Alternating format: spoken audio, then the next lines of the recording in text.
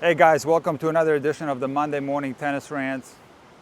I'm here by the ocean, contemplating what happened yesterday, and this whole clay court season has been sad. And I'm going to tell you why it's been sad, because of Rafa. I am one of the biggest Rafa fans ever. We are so accustomed to watching Rafa play the French Open and dominate the clay court season. But it is what it is. You cannot play tennis forever. Injuries have taken a toll on Rafa, and I hope that he can play next year. And I'm grateful for all the great entertainment that he was provided me with over the last almost 20 years. But being a Rafa fan, I've watched Djokovic so much playing as Rafa, and I watch these matches with a lot of emotion, and I've been able to see some things that Djokovic does that are, to me, truly inexplicable. They don't make sense. They don't make sense for me as a coach or as a player. It is things that he does that nobody else seems to do. And I'm going to tell you what one of those things is. If you remember, when Djokovic played Federer, it was going way, way back in the semifinals at the US Open, and Federer was up 5-3 in the fifth, 40-15 serving. And Federer, on match point, served his first serve to Novak's forehand, and Novak took a swing at his forehand, went full blast, and it almost looked like a tank. That's what I identified it as, a tank shot. You know what a tank shot is, where you don't care, you just rip a ball, not caring whether it's going to go in or not.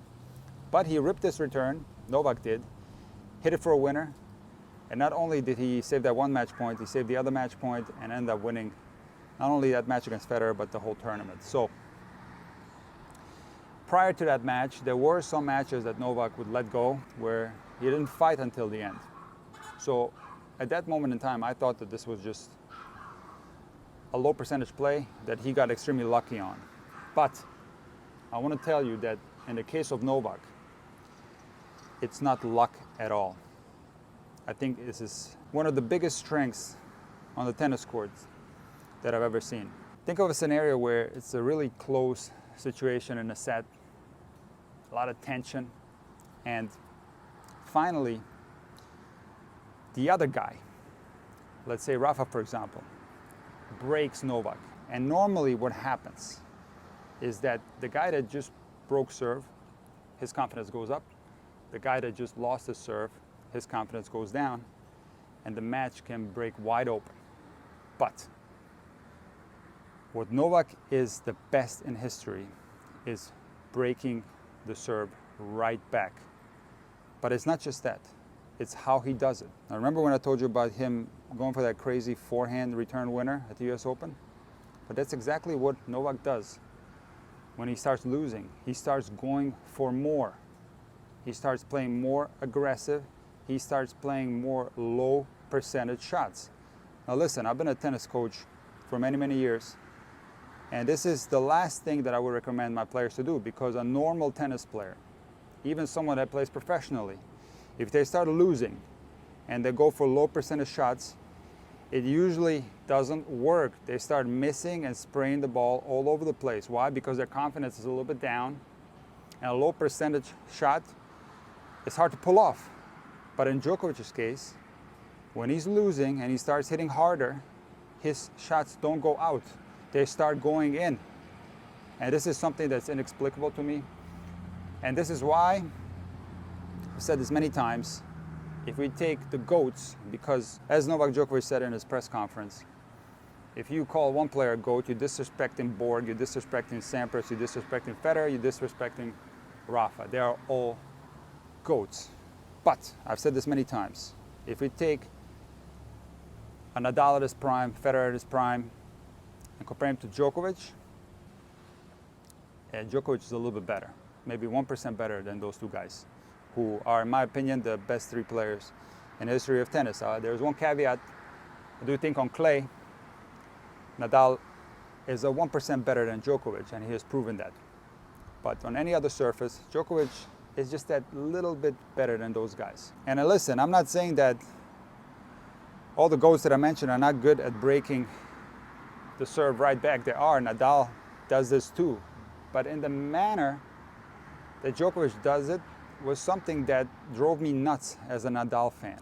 I just couldn't wrap my head around it because I've seen it so many times. How can this guy start playing more aggressive, start going for more low percentage shots when he's losing, and he doesn't get influenced by those decisions? In fact, those decisions help him to break the serve right back and shift the momentum back to his side of the court. That's something that is inexplicable. That's something that doesn't work for the vast majority of tennis players, regardless of their level. But it works for him, and that is why he's the GOAT, and he deserves all the titles that he has, all the records that he has. And listen, guys, we have to be honest. I'm going to be honest with you as a Rafa fan. I know there's a lot of comparisons drawn between Rafa and Novak, but we have to be honest that if Novak was allowed to play those tournaments over the last few years, he would have gotten the record even sooner. You're telling me that Novak couldn't have won the US Open last year, for example? Please. He's by far the best player in the world right now. I want to just mention one more thing about Alcaraz, because I saw a lot of insane comments on Instagram calling Alcaraz pathetic, the fact that he cramped in the third set, and Novak Djokovic, who's 37 years old, didn't cramp. But you got to understand one thing. You can cramp from the pressure.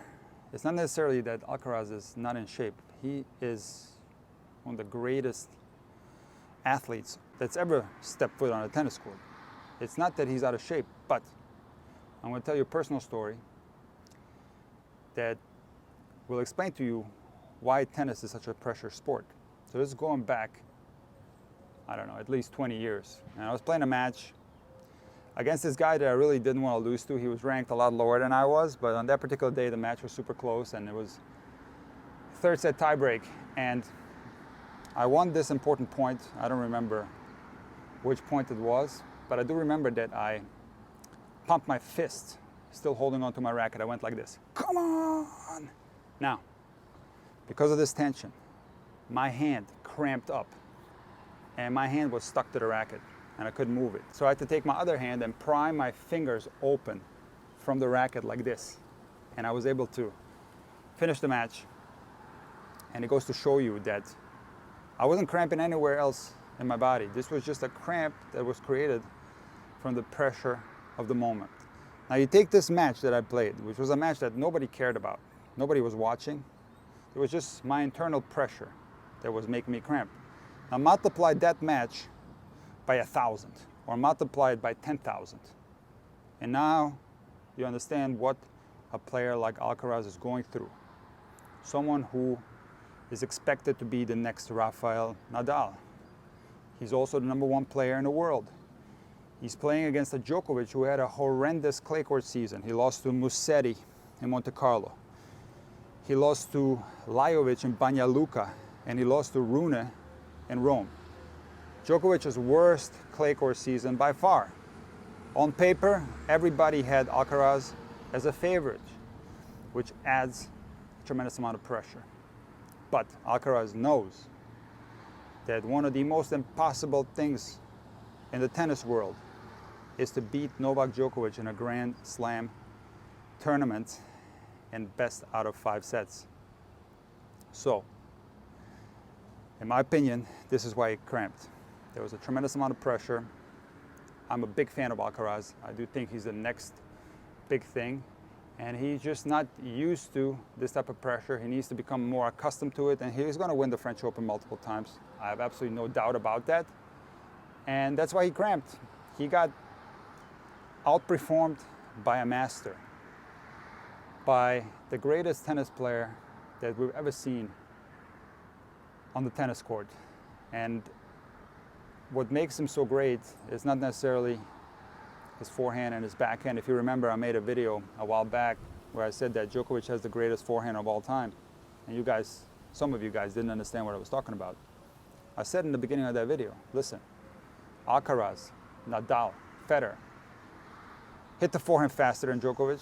They hit more winners. The forehand is more stylistic, if you will. It looks a lot better in Djokovic's forehand. But in the context of the game of tennis, if we take a pressure situation, remember what John McEnroe said.